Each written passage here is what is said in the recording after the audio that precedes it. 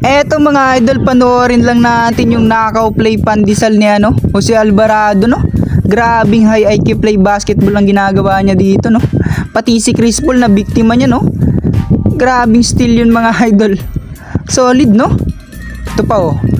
Grabe. Parang inagawan lang ng tinapay si Williams. Ito pa. Solid mga idol. Grabe, ang lupit. Parang snatcher lang sa baklaran, no? Galing, oh. Panis, naisa ang katreyang. Eto pa. Grabe. Pag kasi Pelicans yung kalaban nyo, titingin kayo lagi sa likod. Malay nyo, nasa likod nyo na si Alvarado. Ayari talaga. Maagawan talaga kayo ng bola niyan. Walang kahirap-hirap.